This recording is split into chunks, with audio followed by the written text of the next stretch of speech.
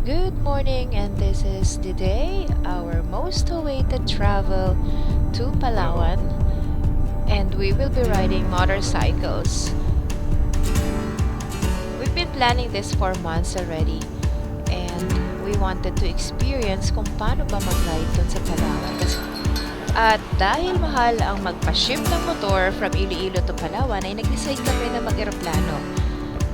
Mas mura kasi pag mag-aeroplano kami papunta at pauwi, tapos magre-rent na lang kami ng motor doon. Buti na lang, with Cebu Pacific Iloilo to Puerto Princesa, ay pwede nating i-hand carry ang ating mga helmets. So medyo napaaga kami na dating sa airport, siguro sa sobrang excitement. And then now, it's boarding time. Yung flight na pala is less than an hour to arrive sa Puerto Princesa Airport. And then from there, yung mga motor kasi namin nag-iintay. Cover your nose and mouth. Pull elastic band sideways for snug fit and breathe normally.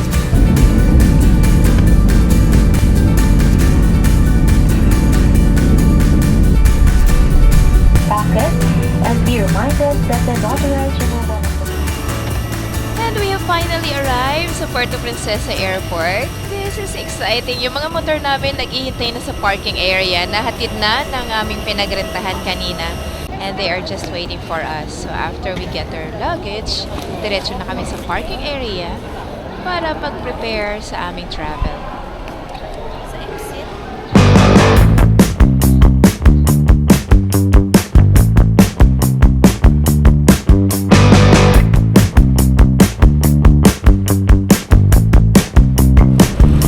After lumabas ng airport, first order of the day, kakain tayo ng ating breakfast.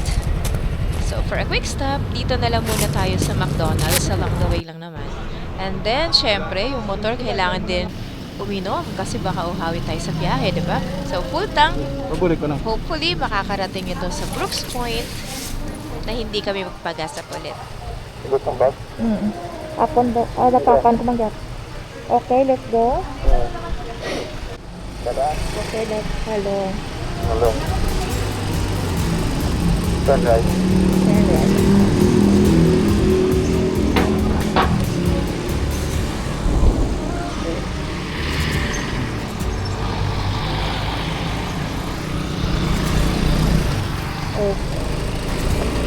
From here, we will be traveling a distance of 17 kilometers, more or less 30 minutes, papunta sa Iwahig Prison.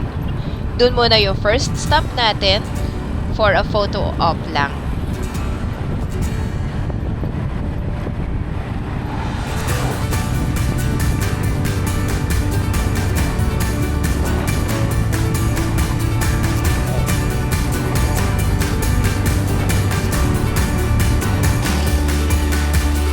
Sige lang, no?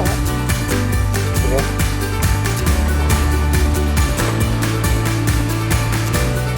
Tama? One, two.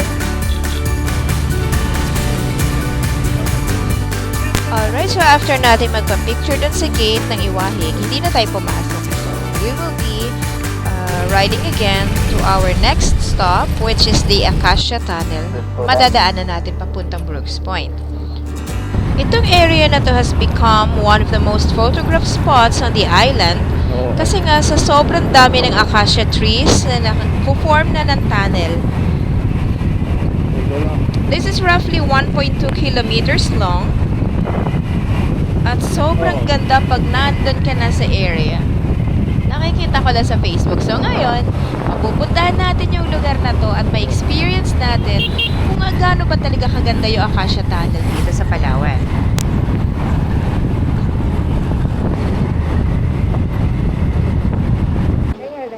Wow, look at that. Para kami pumasok sa ibang mundo. This is a 1.2 kilometer stretch na puro acacia trees lined up that form into a tunnel. This is thousands of acacia trees.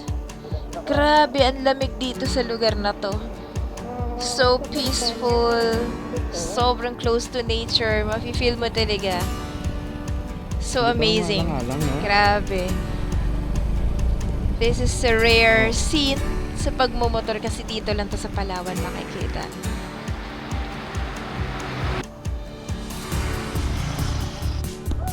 Dipshot, dipshot.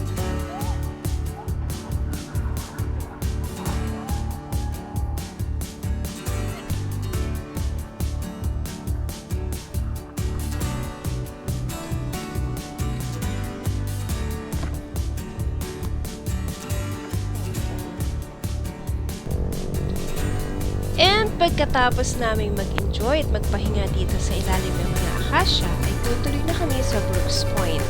Medyo malayo-layo pa pero every kilometer kasi exciting siya dahil bago sa amin yung lugar at this is the first time na mapupuntahan namin to. So we really enjoyed our travel from Puerto Princesa.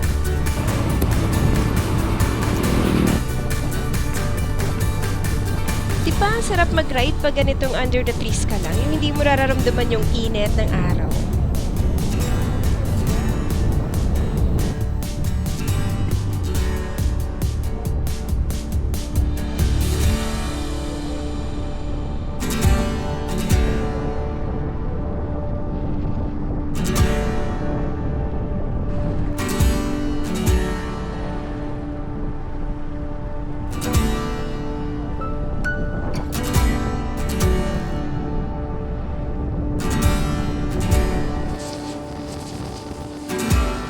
Tingnan mo naman yung kalsada nila, 6 lanes yan. Ang sarap mag-ride dito sa Palawan. Grabe. Ayan, si Motorhead Adventures, nagsa-stretching na. Medyo nangangawit na siguro yung paa niya kasi mga 4 hours na kaming nagla-ride.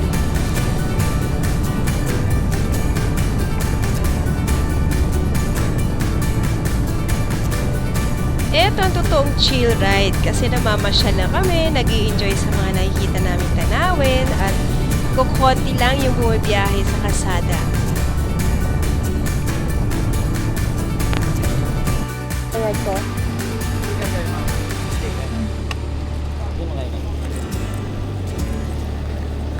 Nag-quick stop kami sa Nara para bumili ng malamig na tubig dahil napakainit ng aming biyahe.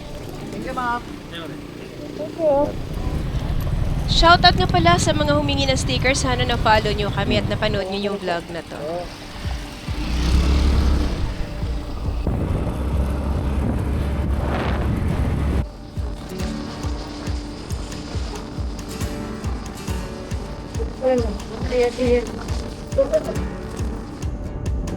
At biglang umulan at naabutan kami ni Motorhead Adventures. So, huminto kami para magsuot ng aming mga raincoats. Buti na lang lagi kaming prepared.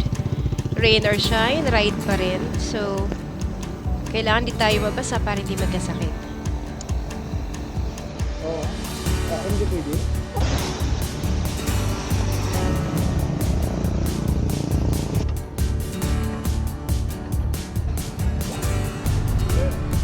At ayan, ready na kami para sa ulan. Tuloy ulit ang biyahe. Medyo malapit na kami sa Brooks Point.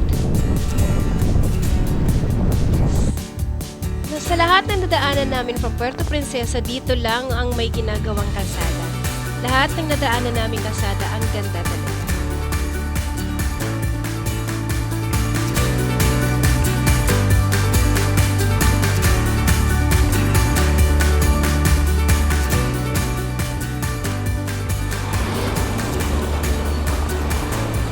We've been riding for more than 3 hours na, I think.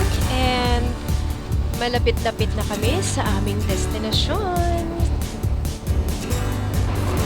Ayan! Welcome to Brooks Point! Yes! Darating namin! Malapit na kami sa bahay ng aking brother. This is our first time na makapunta sa kanila and we are all very excited. Ayan na siya! Nag-aabang na sa kalsada sa pagdating namin.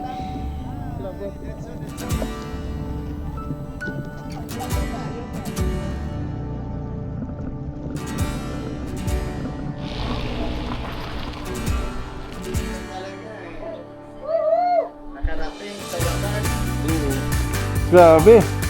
Wapo yung kasada din. Ay, nang. Grabe!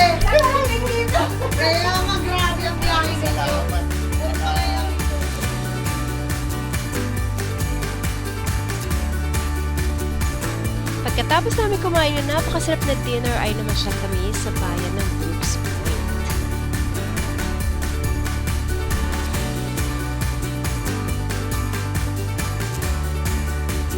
Hope you enjoyed the first part of our vlog and see you on the next one!